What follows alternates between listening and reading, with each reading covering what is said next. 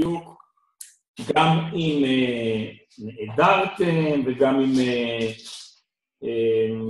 לא יכלתם להיות, או לחילופין רוצים לעשות איזושהי חזרה ולהיזכר מה היה, אפשר לעשות את זה דרך ההקלטה של המפגש. כמו שתגלו בהקלטה של המפגש הזה, היא תתחיל מעכשיו, כי רק כשהתחלתי לדבר, אז נזכרתי שלא הפעלתי בהתחלה את ההקלטה, אז את סבב השמות של כולם אתם לא נורא. מעבר לזה, לגבי מערכת הזום, כמובן למידה סינכרונית, ומחייבת את כולנו להיות ביחד עם המחשב. זה לא יהיה הרוב המכריע של הלמידה בקורס, אבל מצד שני אין לזה תחליף. אנחנו בחרנו את פרק הזמן הזה של ימי ראשון בבוקר, או בוקר נוטה לצהריים, תלוי בדיוק איפה אתם בארצות הברית, בהנחה שזה הזמן שלרוב האנשים הוא הכי סביר, כל זמן אחר יוצא אילוץ או אצלכם או אצלי, כרגע אנחנו נשאר עם הסיפור הזה. כמו שכבר הספקתם להתנסות, יש לנו כאן את הערוץ הזה של הצ'אט, שבו אנחנו יכולים לכתוב במקביל, אתם אגב יכולים לכתוב גם אחד לשני בצורה פרטית, אני אתן לכם לגלות איך עושים את זה, אני כמובן מעודד את זה חלקית בלבד, לא סתם, אני צוחק, כן, אבל לא צריך להיעלם עכשיו לשיחות ארוכות, אבל למה לא? תוך כדי הקורס גם לשמור על קשר זה מצוין. מצלמה ומיקרופון, כולכם השתמשתם, ראיתם את החשיבות של לפתוח ולסגור את המיקרופון בזמן שהוא לא בשימוש, מספיק היה שאיזה ילד גרר כיסא באחד החדרים והמיקרופון לא היה סגור, ופתאום יש לנו הפרעה. יש לנו כאן את האפשרות של שיתוף מסך, אני כרגע מבצע שיתוף מסך, אתם רואים את המסך שלי. בהמשך, במפגשים הבאים, אם אתם תדרשו להציג משהו בעצמכם, אתם תצטרכו, אם זה תהיה מצגת או מסמך או משהו שהכנתם, תוכלו להיות מסוגלים לשים אותו על המחשב ולהציג אותו לכולם באמצעות שיתוף מסך. שאלות עד כאן?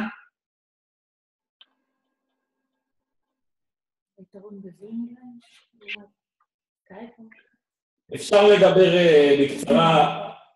היתרונות של זום יש כמה, לא צריך עכשיו להתמקד בהם, אבל אנחנו בחנו כמה מערכות, ואנחנו החלטנו להשקיע, זה גם השקעה כלכלית קטנה כרגע פה, אבל זאת אחת המערכות הכי טובות היום.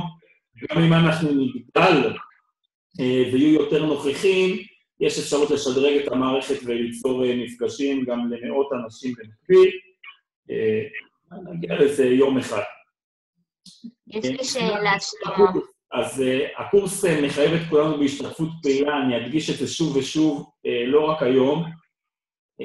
הרעיון כדי להביא את הלמידה שיתופית, זה שאנחנו באמת חייבים לחוות אותה, אנחנו חייבים להתנסות במצבים שבהם כולנו לומדים למידה שיתופית, כדי שנוכל להעריך את החוזקות שלה, את האתגרים שלה, להתנסות, אין דרך אחרת לעשות את זה, ושאני אעמוד ואתן הרצאות, זה יכול להוות 10-20% מכל הסיפור, אז ממש חשוב השתתפות פעילה, להיות כל הזמן באתר הקורס, לראות את העדכונים, לעשות את העבודות, להיות איתי בקשר או עם מרצים אחרים שתכירו בהמשך, במקרה שצריך עזרה או משהו לא מסתדר, אין איזה תחליף.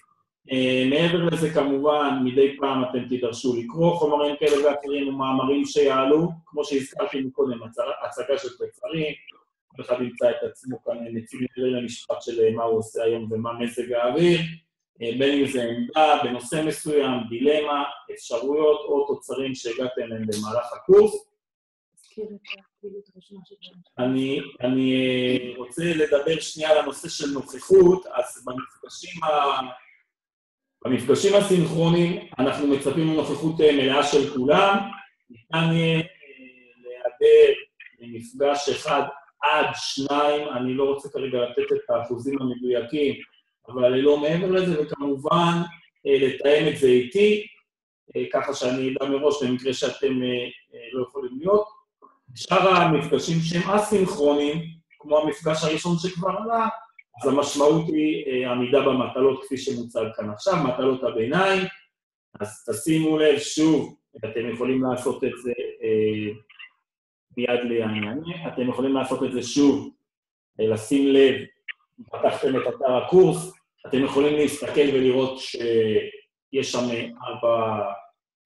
4 משימות, 4 דברים להשתתף בהם, פשוט זרקתי אתכם למים והתחלנו את ההתנסות שלנו בכלים משותפים, ועם זה אנחנו צריכים להסתדר. אמורים להיות 4 מפגשים מקוונים, התאריכים שלהם יפורסמו בהמשך. אני יכול כבר להגיד לכם שהמפגש הבא הוא גם כן מפגש מקוון, והוא מתקיים בעוד שבועיים, זאת אומרת, יום ראשון, ה-29, אם אתם רוצים לרשום את זה לעצמכם, באותה שעה, באותו פורמט, אנחנו נקיים כאן הרצאה משותפת של אודי גבעון ושלי, אנחנו בהרצאה הזאת נעמיק יותר בכל מיני היבטים שקשורים לזהות היהודית, תכף אני אדבר על המקום של הסוגיות בזהות היהודית, בתוך המקום של הקורס.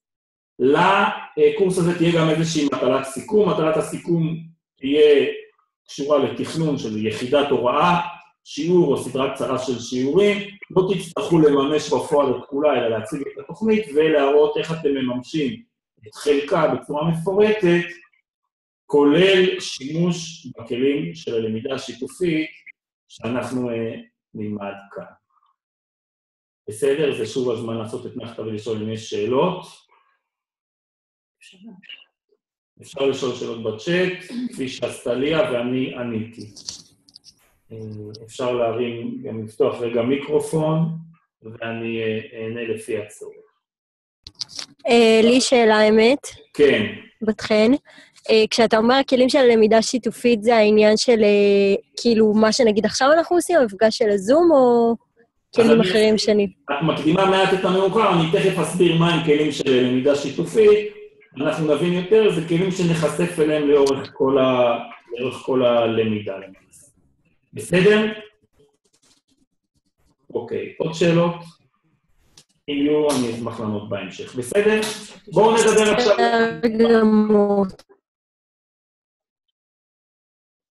אוקיי, לכמה שעות השתלמות הקורס נחשב במשרד החינוך? תודה. תודה.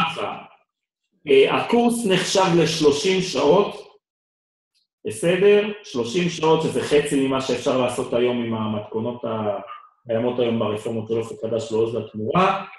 אנחנו במאמצים, שאנחנו מקווים שיסעו פרי בקרוב, לתת את ה-30 שעות הנוספות במסגרת שהבטחנו אותה מראש, אנחנו באמת נעמוד בהבטחתנו בעזרת השם, וזה קורס בנושא של הוראת עברית כשפה שנייה. אין תלות בין הקורסים וגם אין ביניהם קשר ישיר, מלבד זה שהם ישתפו את אותה פלטפורמה, אז כשתתרגלו להשתמש במודל ובזום זה ישמש אתכם גם בקורס השני. מי שירצה ייקח רק את זה, מי שירצה ייקח רק את השני, ומי שירצה ייקח את שניהם ויגיע למלוא מקסימום 60 השעות האקדמיות שניתן לקחת בהם השתלמות במהלך השנה. בסדר? אז אפרת ושלום, אני מקווה שזה עונה לשאלה. קורס מורים מלווים, אנחנו כרגע לא הצלחנו לאשר אותו פורמלית, כקורס שהוא מוכר לגמול. זה קצת יותר מורכב, מכיוון שהמרכיב התיאורטי שם הוא מצומצם, למרות שיש שם עבודה מעשית לא קטנה. אם זה ישתנה, אנחנו כמובן נעדכן. אוקיי, אז אני קפצתי פה טיפה קדימה. מפגשים אסינכרונים. אוקיי, אז חוץ מהמפגשים הסינכרונים יהיו לנו עוד, לדעתי מדובר בסדר גודל של 6 או 7, זה תלוי איך אתם בדיוק סופרים את זה, מפגשים שהם אסינכרונים, ההיקף שלהם יהיה דומה למפגש הראשון שהיה, אבל בכל אחד מהם תהיה מתכונת שונה, זאת אומרת, תהיינה יחידות שבהם יהיה יותר מרכיב עיוני, שאתם תצטרכו לקרוא, וככה ללבן ולהכיר חומרים, ותהיינה יחידות שיהיה בהם יותר מרכיב של עבודה, שיתוף, בדומה למה שעשינו ביחידה הראשונה. אוקיי? יופי. אני כל פעם בא להתקדם, אז אני כאילו מריץ את הבולט הבא, אבל בעצם עוד לא דיברתי על הקודם. אז ככה, מה הם מרכיבי הקורס? הקורס מורכב מ3 מרכיבים. מרכיב אחד, אנחנו מרכיב שקראנו לו תאומות בין בתי ספר, שזה אומר למעשה שאנחנו נכיר כמה היבטים וכמה רעיונות, וגם כמה תוכניות פרקטיות, ליצור פרויקטים של תאומות עם בתי ספר אחרים, זה יכול להיות כמובן מאליו בתי ספר בארץ, אבל זה יכול להיות גם בתי ספר אחרים, זאת אומרת, אם אתם נמצאים משתתפי הקורס בבתי ספר שונים בצפון אמריקה, ואתם רוצים ליצור פרויקט משותף בין בתי ספר, ניו ג'רזי ושיקגו, אטלנטה ומיימי, או כל צירוף אחר, אתם כמובן יכולים לעשות גם את זה, וזה דבר שהוא מרתק, יכול להביא להרבה עניין, כמובן שוב על בסיס של עם השיתופיים. אנחנו נדבר על ההיבט הזה של התאומות לקראת סוף הקורס, כלומר חלק מהמטרה של הקורס היא באמת לעודד אתכם, וללוות אתכם יד ביד ביצירה של תאומות כזאת, ואולי לראות אותה יוצאת לפועל, כאשר יש לכם את הכלים ואת הכיווני החשיבה איך לעשות את זה.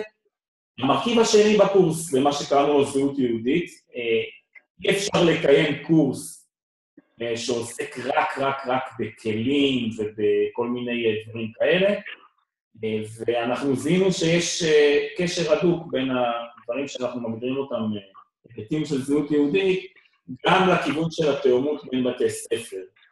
זאת אומרת, זה יכול להיות המצע שמבחינת חומר, מבחינת קוריקולום, מבחינת התכנים שבהם אפשר לשתף פעולה בבתי ספר אחרים, בטח אם זה בתי ספר בארץ, גם אם זה בבתי ספר ביניכם לבין עצמכם, השאלות המרתקות האלה שלנו, של זהות יהודית, של מה הופך אותנו ליהודים, מה מייחד אותנו כיהודים, מה חשוב לנו לשמור בזהות היהודית שלנו, ואיך אנחנו עושים את זה, זה דבר שמעסיק אותנו מאוד, זה מעסיק אותנו גם כשליחים, אני חושב, וזה נמצא בליבת השליחות, וזה מעסיק אותנו כמחנכים בכלל, ובטח בתפוצות, וזה גם מכיוון שיש הבדלים הרבה פעמים בין קהילות, בין ארצות ובין תרבויות.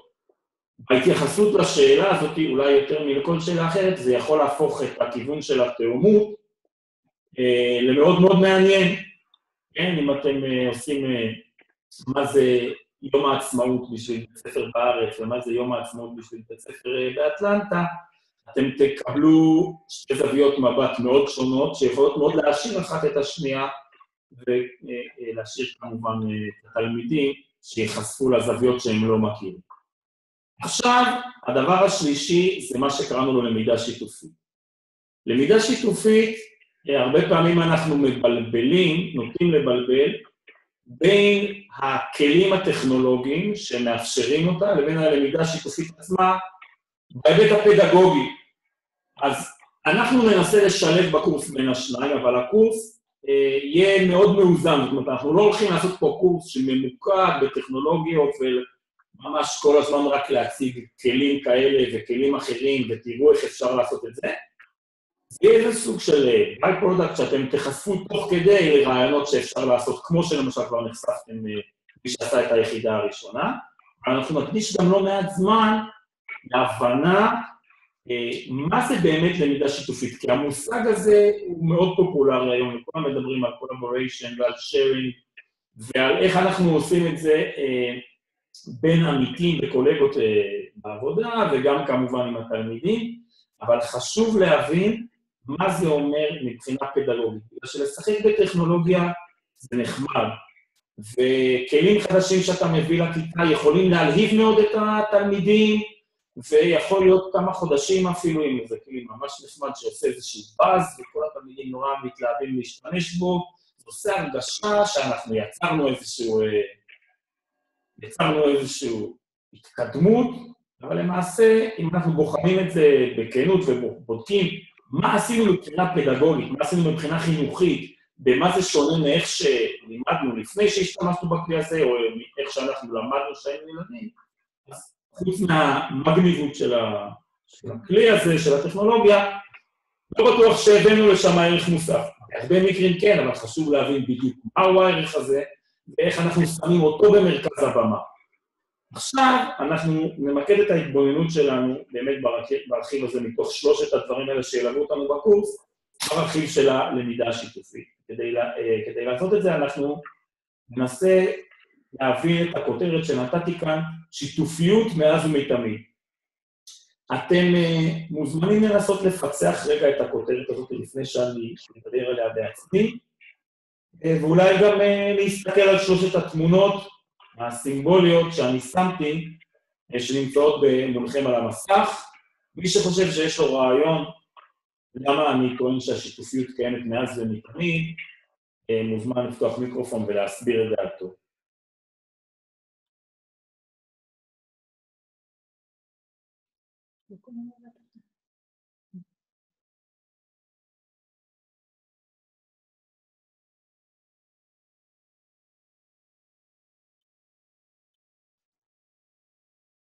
היי. כן. אז אני חנית מניו ג'רזי. לפי התמונות זה נראה די ברור, זה נראה שכל פעם שאנחנו מדברים או כותבים או מביעים איזושהי דעה או רעיון, אז אנחנו משתפים את הסביבה שלנו. התמונה האחרונה זה נראה לי שבעצם זה שיש לנו מדיה או חברים או בעצם כל ביטוי עצמי בעצם הוא שיתוף, הוא שיתופי ואפשר ללמוד ממנו וללמד אחרים. אז נראה לי שזה הרעיון? זה קצה החוץ של הרעיון, תודה. האם יש מישהו שרוצה לנסות להעמיק יותר בכיוון הזה, כי זו התחלה מאוד נכונה? זה בדיוק ההבחנה מה שחנית אמרה, יש לנו כאן את הנושא של הדיבור, יש לנו את הנושא של הכתיבה, ויש לנו היום את היכולת לשתף הרבה מאוד דברים מעבר לדיבור וכתיבה. אני אשמח לנסות להסביר אם אפשר. בשמחה. אז התמונה הראשונה שם זה האיש עם המגפון, שזה מתפזר, וזה להמון צבעים, כל אחד לוקח את זה לכיוון שלו, וזה מתפרט להמון פרטים מהמון כיוונים, מרעיון של אדם אחד, זה משותף ומתרחב גם, ואז העיפרון זה בעצם המקבל אולי בצד השני כל מיני רעיונות, הוא לוקח מכל מיני מקומות ויוצר מזה את העיפרון שלו, דרך זה הוא יכול, במקרה שלנו, ליצור את הפעילות או את הרעיון בבית ספר שלו, במקום שמתאים לו, ובסוף אנחנו רואים איזו רשת כזאת ענקית של רעיונות שבעצם על ידי השיתוף יוצרים כל מיני דברים בכל מיני גוונים וכל מיני צורות שונות, עם כל מיני ביטויים שונים, כל אחד בדרך שלו, והכל קשור אחד לשני דרך השיתוף. יופי, מצוין. האם יש מישהו שרוצה להוסיף על זה? משהו קטן לחידוד. כן, שומעים? מרדכי? מצוין.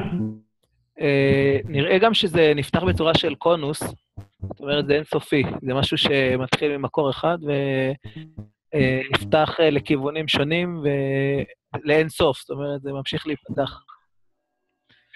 זה דברים שנבנים אחד על גבי השני, וכל אחד מזה יוצר עוד משהו ועוד משהו. אוקיי, מצוין. אמרתם כאן דברים משמעותיים ומעניינים. אני אכנס את הנקודות העיקריות שעלו כאן, ואני מקווה שזו איזושהי תובנה שתפתח משהו בהסתכלות שלכם גם על המושג למידה שיתופית וגם על הדור הזה והמאה הזאת שאנחנו חיים בה. קודם כל, אני שם פה איזושהי הגדרה מקובלת לציביליזציה. ציביליזציה זה תמיד השילוב של התרבות ושל הטכנולוגיה.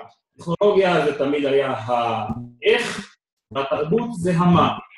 וכשאנחנו מחברים את שניהם, אנחנו מקבלים את המכלול הזה שנקרא ציביליזציה, מכלול היצירה האנושית לאורך הדורות.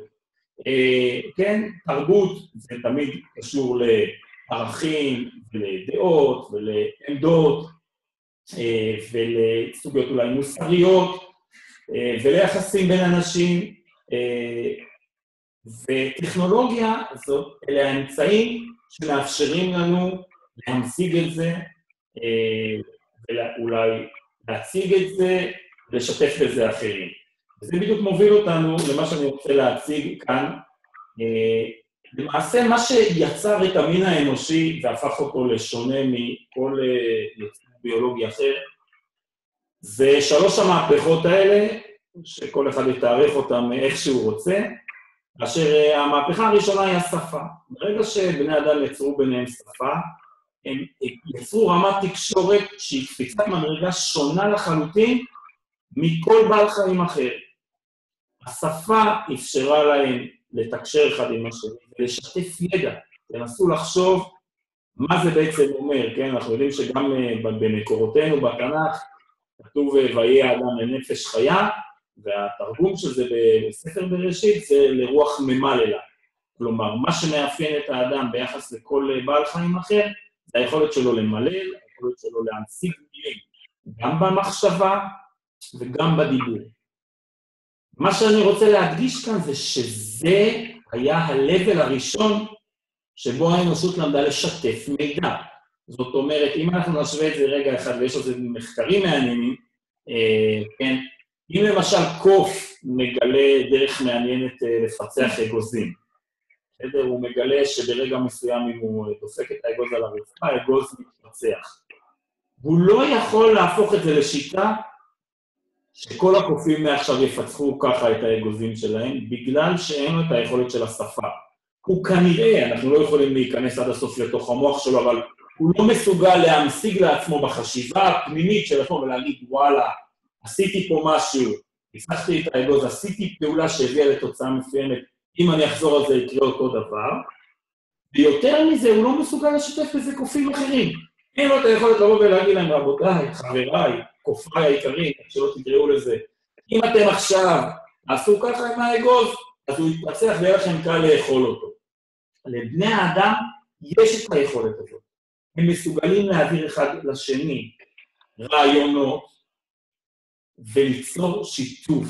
זאת אומרת, משהו שהתגלה לאדם אחד, יכול פתאום לשרת אדם אחר, או בכיוון אחר. בני אדם גם יכולים מאז שמצא השפה לתכנן תוכנית ביחד. בואו נלך כולנו ונצוד את הממותה הזאת. איך זה יקרה? הממותה יותר חזקה מכל אחד. אנחנו יכולים לשתף פעולה. איך אנחנו נשתף פעולה? דיברנו בינינו, יצרנו תוכנית, יש לנו שפה של סימנים, אפילו הכי פרימיטיביים שיש, שריקות ואיתותים וסימני עשן ומה שלא יהיה, אבל אנחנו יודעים, כל אחד יודע את התפקיד שלו, מה לעשות ברגע מסוים, ופתאום 10 אנשים יכולים לשתף פעולה ולצוד את הממותה. מה שהם לא היו מסוגלים לעשות, אם הם היו נטולי שפה. זה ה-level הראשון שבו האנושות למדה לשתף, אולי השותפות הזאת הפכה את המין האנושי למשהו אחר לגמרי, בזה שיצא מכפיל כוח, שכל בן אדם הוא חלק מרשת של בני אדם. הוא יכול לשתף פעולה עם אנשים אחרים. המהפכה הבאה כמובן הייתה המצאה של הכתב. ההמצאה של הכתב לקחה את הרעיון הזה והביא אותו לסדר גודל אחר. עכשיו אני יכול גם לתעד את הרעיונות שלי. עכשיו אני יכול לשלוח אותם על פני מרחק מסוים. אני גם יכול לשלוח אותם על פני ציר הזמן. אם פילוסוף מסוים חשב על רעיון, הוא העלה אותו על הכתב, אני אקרא אותו במקום אחר, ו100 שנים אחרי זה, אני עדיין יכול לעצב מחדש את השקפת העולם שלי, את התובנות שלי, בעקבות מה שהוא כתב. אני והכותב משתפים את התודעות שלנו, את המחשבות שלנו, את היכולות שלנו. בסדר? הדבר הזה כמובן מופיע בהמון מחקרים, רק בשביל הקוריוז זה מאוד מרתק. אתם יודעים מה הייתה דעתו של סוקרטס על המצאת הכתב והפיכתו לנפוץ? מישהו מכיר את זה? סוקרטס, הפילוסוף היווני, טען שהמצאת הכתב הורסת את החינוך, מכיוון שאנשים שלומדים לכתוב, מאבדים את היכולת לזכור בעל פה. מכיוון שכל הלמידה שקדמה להמצאת הכתב, הייתה מבוססת על שינון בעל פה, ואנחנו מכירים את זה גם ממקורותינו, תורה שבעל פה, וככה למדו. אנשים היו משננים, קטעים מאוד ארוכים של חומר. הוא בא ואמר, המצאת הכתב תהרוס את החינוך. אנשים יאבדו את היכולת לזכור בעל פה, אנשים לא ילמדו כמו שהם למדו עד עכשיו, ויגרם נזק מאוד גדול לרמת ההבנה שלהם. מה שמזכיר הרבה טענות שנשמעות היום, על טכנולוגיות, ובפרט טכנולוגיות שמאפשרות שיתוף.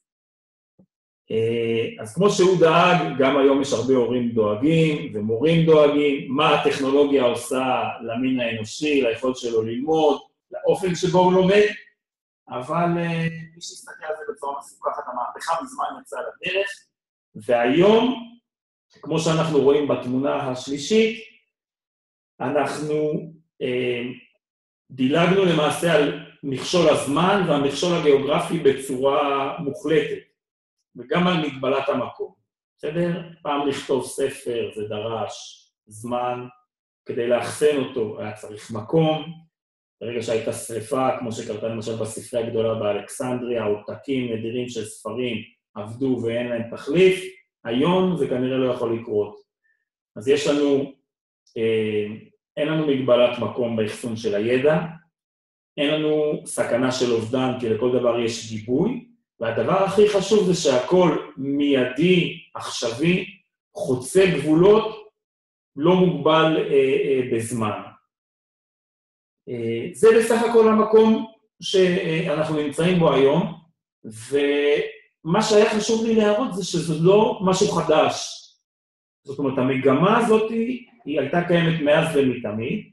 כשאנחנו מדברים על למידה שיתופית, כל למידה במהותה הייתה שיתופית. זו כל הרעיון שלה, שתלמידים יכולים לחלוק ידע שמישהו אחר כבר גילה. מה שהשתנה זה העוצמות והכלים שמאפשרים לנו לעשות את זה. זמן להתקיף את מה שאמרתי ולהגיד שאולי אני לא צודק. הנה, רותם מרימה את היד, רותם בבקשה. רק רציתי להגיד שמה שאמרת על סוקרטס, שהוא אמר, אז אני מאוד מסכימה עם זה, כאילו, זה נכון, הטכנולוגיה נותנת לנו הרבה דברים, כמו שהכתב נתן לנו, אבל זה באמת פוגע במיומנויות אחרות. אם אני מסתכלת לדוגמה על Waze או כל תוכנת ניווט כלשהי, אם פעם הייתי לפני הדרך מצליחה רגע לשנן לעצמי ולזכור וללמוד איך להגיע, היום אין לי צורך בזה. אנשים נוסעים והם לא יודעים הרבה פעמים לאן הם הגיעו ואיפה הם, או אם פתאום יש איזושהי תקלה בטכנולוגיה, פתאום זה לא עובד, אז אין מושג מה לעשות, אז באמת לכל דבר יש את היתרונות והחסרונות. אם אני מסתכלת על תלמידים שפתאום מבינים רק לכתוב קוד במחשב, פתאום כתב היד שלהם והסדר במחברת זה משהו שהוא הרבה יותר מסורבל. זה אני רק שאני משווה מה שקורה פה למה שראיתי בארץ בתור מורה. אז באמת לכל דבר יש את ההשלכות שלו שצריך לקחת בחשבון. אין ספק שאת צודקת במובן הזה שהיכולות אכן משתנות. אם תקחי את הדוגמה של סוקרטס עוד פעם, אז הוא גם כן צדק. אין לנו היום אנשים, למעט אולי באמת מקרים יוצאי דופן פנומנליים, פעם זה היה הרבה יותר נפוץ. אין לנו היום אנשים שיכולים לזכור למשל טקסטים של ספרים שלמים בעל פה, מתחילה ועד סוף אתה עושה פליי והוא אומר את כל הספר. פעם זה היה א' ב', ככה המוראים למשל למדו את המשנה.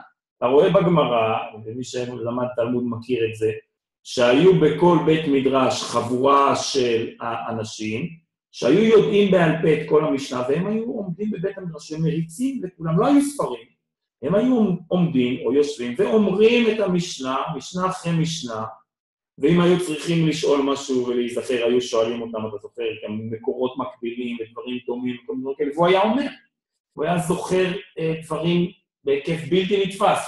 היכולת הזאת עבדה. אין ספק שהטכנולוגיות שנכנסות היום גורמות ליכולות קודמות שהיו לנו ללכת לאיבוד. זה לא נראה לי ניתן לערער על זה. השאלה היא, האם ניתן להחזיר את הגלגל לאחור, ובכל זאת ללמד את הילדים לכתוב בכתב יד רהוט למשל, או שאנחנו בתוך 15 שנה נחיה במציאות שבה לא קיים כמעט דבר כזה. אין מצב שבן אדם כותב בכתב יד. אפילו להקליד כנראה זה יהיה טכנולוגיה מאוד פרימיטיבית. רוב הסיכויים שהוא ידבר, ומה שלא יהיה לו ביד, הסמארטפון או כל התקן אחר, יתמלל את מה שהוא אמר, והוא יוכל לשלוח את זה. הן כקובץ כתוב והן כקובץ סתם. הנה נקודה למחשבה. אז יגיד הבן אדם שמסתכל קדימה, נכון, אין ספק. יכול להיות שבעוד 100 שנה אנשים לא ידעו לכתוב בכתב יד. גם לא יהיה בזה צורך, ולכן ללמד את הילדים לכתוב בכתב מסודר וקריא. יכול להיות שזה מיותר. יכול להיות גם שלא, אני לא עוסק בתחזית, אני רק מציג את המשמעויות מרחיקות הלכת שיכולות להיות לסיפור הזה, אם אנחנו עושים אקסטרפולציה למה שראינו בעבר. בעבר חשבו שלא ניתן לקיים למידה איכותית בלי אנשים שיודעים אלפי שורות בעל פה, בסדר? היוונים ידעו, החכמים שלהם ידעו את כתבי הומרוס בעל פה, חשבו שאי אפשר בלי זה. היום ברור לנו שאפשר, ייתכן שבעוד כמה שנים יבינו שאפשר גם בלי כתב ראות או מחברת מסודרת, ובלי לדעת לזכור רחובות בעל פה, שאלה מרתקת שתעסיק אותנו לאורך כל הקורס. למה הגעתי למקום שכתוב מרכיבי הקורס? אני כבר התקדמתי קדימה. אוקיי, נגמרה לי המצגת, מצוין. אז זה בדיוק המקום לבקש מכולם רגע לעשות משהו. עכשיו, אני רוצה לדבר טיפה על מה שאנחנו עשינו. אנחנו ביחידה הראשונה, מי שהספיק להיכנס אליה, השתמשנו בכמה מהכלים החדשים האלה כדי לשתף מידע. אנחנו למשל ביקשנו מכולם לכתוב, לשתף את כולם בכמה טקסטים שהם מאוד משמעותיים בשבילם, ואנחנו יצרנו, מי ששם לב, באמצעות מודל מנגנון כזה שכל פעם שאתם עושים sign in מחדש או חוזרים לדף הבית של הקורס, קופץ לכם טקסט של מישהו אחר. מי ששם לב לזה, זאת הייתה המטרה, וזה ימשיך ללוות אותנו. אני לא אוריד את זה גם בשבועיים הקרובים, ככה שאתם תהיה לכם הזדמנות מדי פעם להתרשם ולראות איזה טקסטים אחרים הביאו. אנחנו גם השתמשנו באפשרות של שיתוף באמצעות מפה של גוגל, ככה שכל אחד יכול היה להצביע על מקום, אבל במקום לכתוב עליו טקסט, הוא יכול היה לשים אותו על המפה, וככה שכולנו יכלנו בעצם להתרשם, למשל איפה כל אחד גר, פשוט מלראות קודם כל את האייקון במפה, מכיוון רבים עוד לא עשו את זה, אנחנו נתייחס לזה רק בהמשך ולא ביחידה הנוכחית. מה שאני כן רוצה שאתם תעשו, וזאת תהיה משימה קטנה שאנחנו נעשה כרגע, אני אקדים גם את המיקרופון שלי, אני מבקש מכולם להיכנס בחזרה, או אם זה פתוח לכם, לאתר הקורס, ולהיכנס לפעילות של בין אדם למורשתו עם הטקסטים. אני מבקש מכם לפתוח אותה, ולהסתכל על טקסטים שאנשים שיתפו, ואני רוצה שתחשבו לעצמכם, השאלה הכי פשוטה, תנסו לאתר מישהו שלמדתם ממנו משהו חדש. טקסט שלא הכרתם, ושעצם הקריאה שלו, או עם הפרשנות שאותו אדם הביא, חידשה לכם משהו. בסדר? ואני אזמין לפחות כמה מכם, אנחנו לא נספיק את כולם, להציג טקסט שראיתם ומשהו שלקחתם ממנו. אז אנחנו עושים עכשיו פאוזה קטנה של, מבחינתי זה יהיה משהו כמו 5 דקות. שלמה, האתר לא פועל משום מה. יש לי פה הודעה שהאתר נפל. הודעה שהאתר נפל? כמות משתתפים. זה לא היה בתוכנית. אני אכנס רגע בעצמי ואני אראה מה קורה אצלי. הפסקה, קדימה. הפסקה זה תמיד טוב. שלום אביעד. אביעד. ברוך הבא. יש כאלה שיש להם סנדיי סקול. יש כאלה פרזיטים, מה לעשות?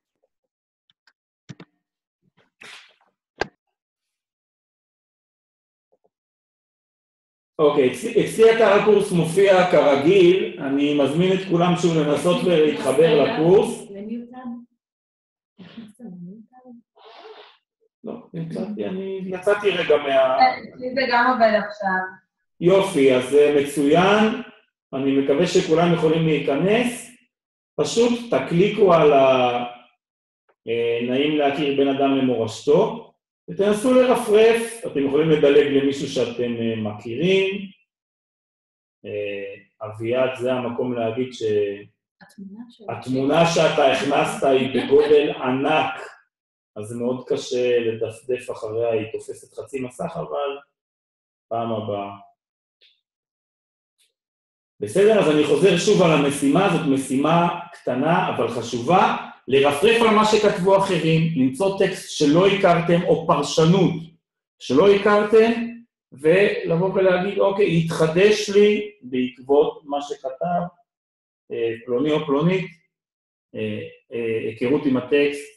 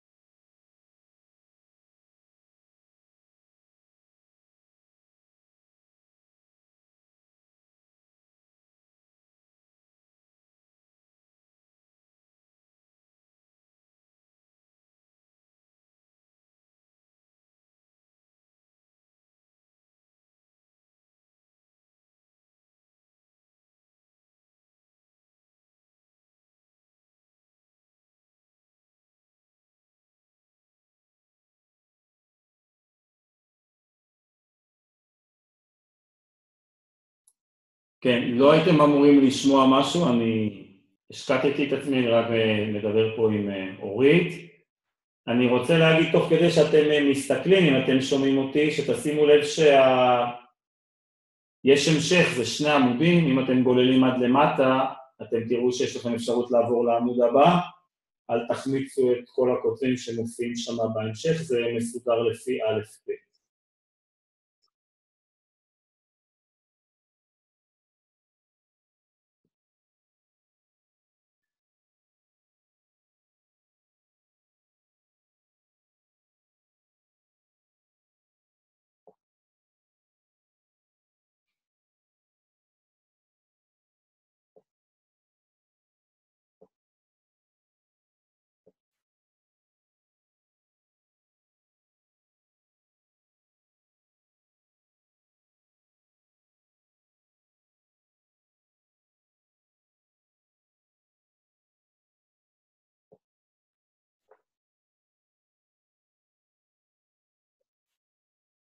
אנחנו ניקח עוד 2 דקות, ככה שכל אחד יוכל להספיק להיות מוכן עם איזושהי תובנה, חידוש, או סתם משהו שהוא יתחבר אליו באופן מיוחד, ולמד להכיר באמצעותו את השותפים לקורס.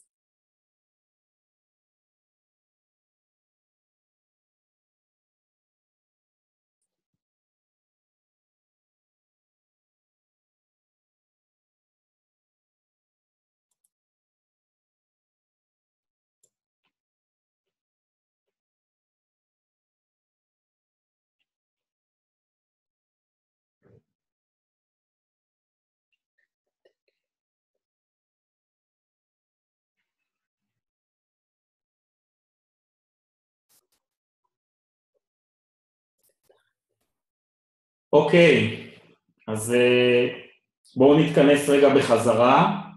אני קצת מאסס תמיד במין פעילויות כאלה, כי זה לא כמו בכיתה שאתה אומר לאנשים, אוקיי, אבל הם כאילו יושבים לידך ואתה רואה איך הם עובדים, אתה מסתובב ביניהם.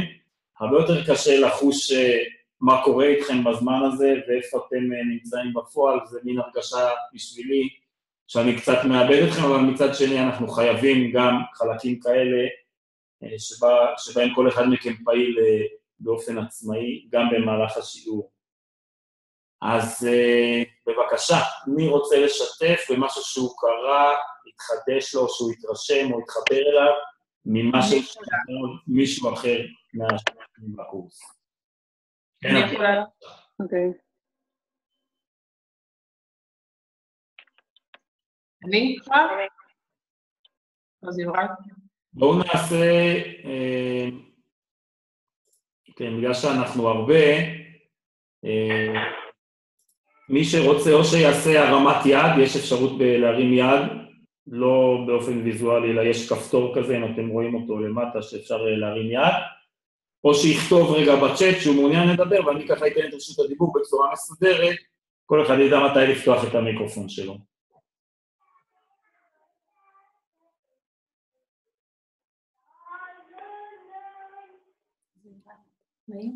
מה? אוקיי, מצוין, בסדר, אז הודיה, בבקשה, תתחילי את. אוקיי, שומעים אותי? טוב, אז אהבתי את מה שכתב אביעד יחיאלי, הוא כותב על הרגע, הוא כותב על האיזון בין הדברים, בין שני הכיסים שיש לאדם, שמצד אחד כתוב בשבילי נברא העולם, זה כאילו משהו שמונח בכיס אחד, ומהצד השני, בכיס השני כתוב ואנוכי עפר ואפר. אהבתי ככה את הביחד, את השילוב, את האיזון ששני הדברים האלה מובילים. אני חושבת שזה מוביל דימוי עצמי בריא, ככה לא משהו מופרז מדי וגם לא משהו נמוך מדי. אהבתי את הבריאות ואת השילוב הזה.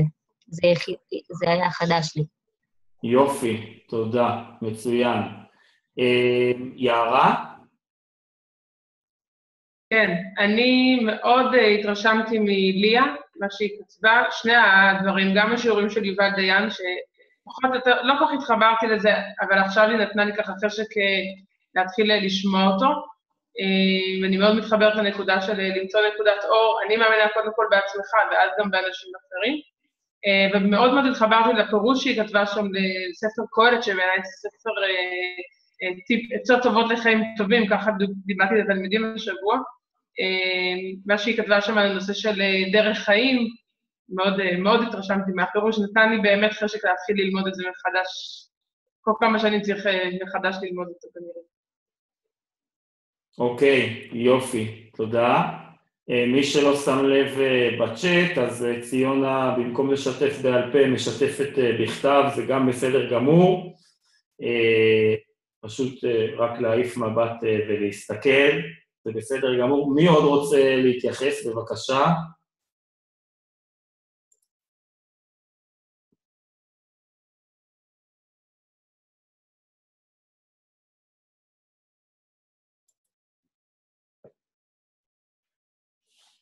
אם הייתי מורה בכיתה, הייתי צריך עכשיו לבחור מישהו באופן שרירותי. אביעד, כן, אביעד, בבקשה. אהבתי מאוד מה שהודיה כתבה, זה מאוד מתחבר גם, יש לנו פרויקט בבית ספר שאנחנו עושים שיר השבוע, כל שבוע מלמדים תלמידים שיר ישראלי חדש, שקשור או לעונות השנה, או לחגים, או לפרשת שבוע, וגם את השיר רקפות בין הסלעים עשינו לשנה שעברה, והוא הלך מדהים, כל התלמידים שרו אותו בטקס יום הזיכרון, זה היה מדהים. כנפי רוח אנחנו רוצים לעשות שבוע הבא, אז זה ממש התחבר כאילו, עוד התלבנו קצת על כנפי רוח, כי טיפה מילים, אז הרב קוק זה טיפה גבוה, אבל קצר, אז חוזר לעצמם, וראינו שבאמת תלמידים דרך שירים מתחברים לרעיונות ולמסרים הרבה יותר עמוקים, מאשר אתה מצליח להעביר אותם בטקסטים בשיעור רגיל, ושם. אוקיי, אז הנה קיבלנו כאן דוגמה לרובד נוסף של שיתופיות, מעבר למה שכל אחד כמובן לומד מהאחרים, בכיוון של טקסטים שמעניקים השראה או משפיעים על חייך, אנחנו כמובן כמורים חולקים בינינו רעיונות של דברים שאפשר לעשות בכיתה. אני רוצה לשאול את נתנאל אחיטוב, שלא היה בהתחלה, אם הוא מעוניין גם להגיד שלום לכולם כי פספסת את הסבב, וגם להגיב למשהו שמישהו אחר כתב.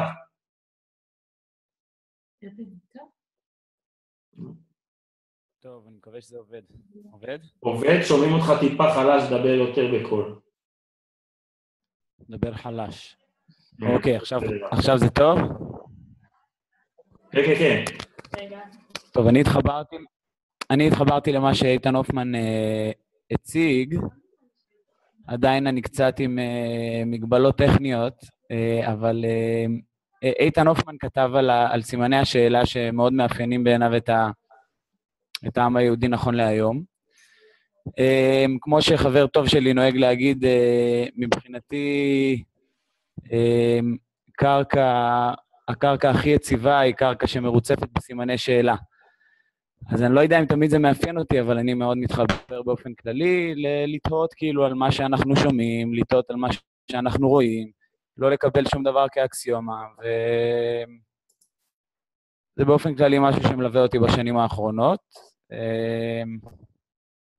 שזהו, שהרבה פעמים הסימני קריאה גורמים לנו להתפצל ולהתפלג, ואפשר היה לראות את זה גם בתקופות האחרונות. אוקיי, יופי, תודה רבה, ואני גם שמח על ההזדמנות שהייתה לך להגיד שלום לכולם. שלום לכולם דרך אגב, כן. מצוין. יש דרך אגב עוד מישהו פה שלא שמתי לב שהצטרף אולי, קשה לי לעקוב, אנחנו פה 30 בערך. אם יש מישהו שהצטרף נוסף ולא יצא לו לדבר, זה ההזדמנות. לא, אם אני עובר שוב על הרשימה, אין עוד. בסדר. מישהו מכל הכותבים שכתבו מאוד יפה בצ'אט עכשיו בדקות האחרונות, רוצה להגיד גם בעל פה, זה גם חשוב. משהו שיוצא מבן אדם אחד בעל פה לשני, זה חשוב.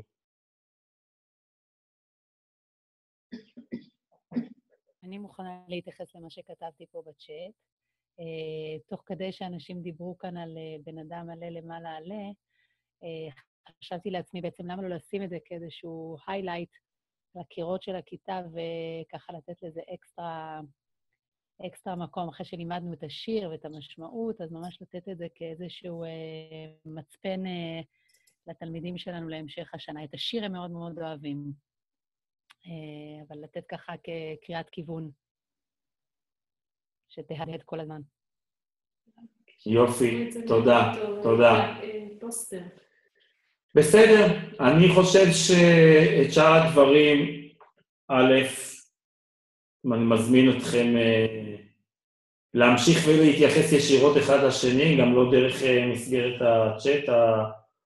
החלום שלי, וגם של אורית כמובן, זה שהשיעורים גם יהיו חלק מאיזושהי תרבות של קהילה, אנחנו דיברנו על זה גם בכנס שהיה, ובאמת ליצור את המצב הזה, מה שעשינו עכשיו יכול לסייע לזה מאוד, ככה שאנחנו באמת מכירים אחד את השני ברובדים חדשים, בעומקים חדשים, מתייחסים אחד לשני ויוצא להיפגש. אני מזמין כל אחד כאן, אני בטוח שיש לכם אימיילים, טלפון, ואם לא תשיגו דרכנו בכל דרך אחרת, להמשיך ולהתייחס גם מעבר למה שמזמן לנו הקורס. אז אני אסכם במשפט אחד, ואחרי זה אורית רוצה גם להוסיף את דברי סיכום משלה. אז אנחנו דיברנו היום כמה דברים טכניים בהתחלה שקשורים לאיך מתנהל הקורס ובאיזה כלים ובאיזה פלטפורמות ובמה אנחנו משתמשים. הצגנו אחרי זה את נושא הליבה שבהם אנחנו נעסוק, שהם תאומות בין בתי ספר, זהות יהודית, שקשורה באמת לזה שבבתי ספר שונים ובקהילות שונות ובארצות שונות אנחנו נשמע תשובות שונות גם לסוגיות של זהות יהודית, והנושא של למידה שיתופית שאנחנו צללנו אליו מיד, ונתנו רקע תיאורטי להבין מה העוצמה הפדגוגית, כלומר, אפילו מעבר לפדגוגיה, מדובר כאן על שינוי שעובר על האנושות בדור שאנחנו חיים בו, ומצד עם כל זה שהצגנו את זה כשינוי, ראינו שזה גם חלק מתהליך ארוך ורב שנים, שמתקיים משחר ימי האנושות, שבהם בני האדם לומדים יותר ויותר לשתף אחד את השני בתובנות, מחשבות, תגליות, רגשות, והרשימה היא כמעט בלתי נגמרת. כל הספרות, כל האומנות, והיום זה עיתונות ותקשורת, לא בטוח שכדאי לדבר על עיתונות בשבוע האחרון, אבל בסוגריים, כל מה שבני אדם עושים למעשה, הם משתפים אחד את השני בדברים שאולי נמצאים בפנים, ויכולת ההמשגה שהולכת ומתפתחת, יחד עם היכולת של ה-delivering שלה, לקחת את הדבר הזה וגם להנגיש אותו לאנשים אחרים, זה למעשה הסיפור של השיתופיות, ואנחנו ראינו כמה כלים בסיסיים שמאפשרים לנו לעשות את זה, אנחנו נעמיק בהיבטים גם יותר טכניים, בפגישות הבאות, כדי שאנחנו נדע איך למצות את הכלים האלה ולא רק לזרוק אותם אחד על השני. התייחסויות שלכם, פידבק שחשוב לכם לומר על התכנים ועל האופן שבו דברים עברו. אפשר בעל פה, אפשר בכתב.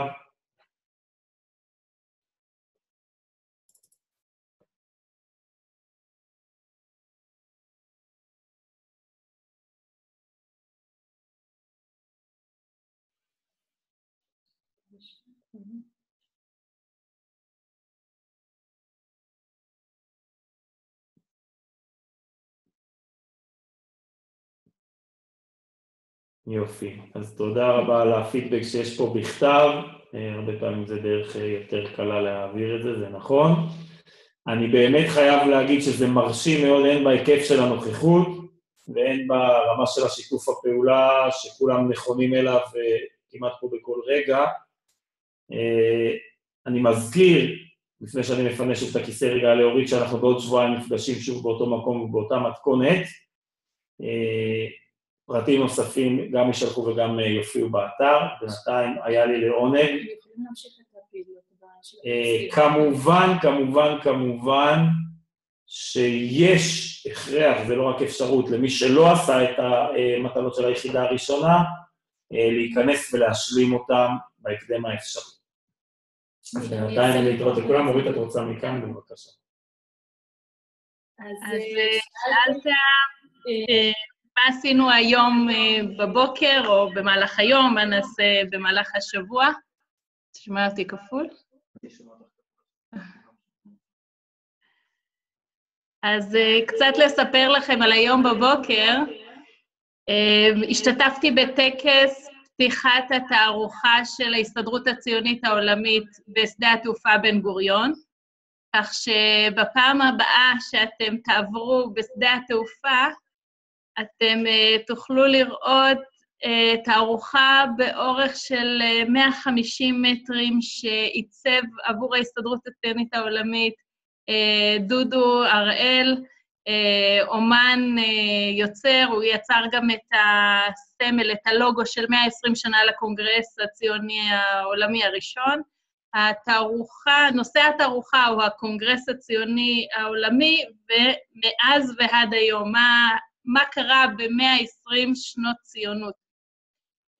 את כל התערוכה, החומר על התערוכה, הסיפורים מאחורי, התמונות, הכל אני אעביר אליכם בהמשך, שתוכלו לעשות משהו עם הכיתה, איזושהי הפעלה, להראות, ולהכין את הבאים ארצה לקראת מה שהם הולכים לראות בשנה הקרובה.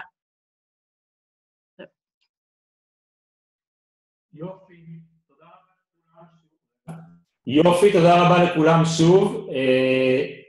אתם באמת מוזמנים, אם יש פידבק, גם לשיפור, לשלוח אליי, לכולם יש את האימייל שלי, ובשעת הצורך, אני כמובן אשמח לשמוע מכם. אנחנו נשתמע ממש בקרוב, לקראת הכנה למפגש הבא. כיף גדול היה לראות את כולם, אתם לא יודעים כמה המצלמות מוסיפות מבחינתי, ואני מקווה שגם לכם אחד עם השני, ולהתראות. ביי.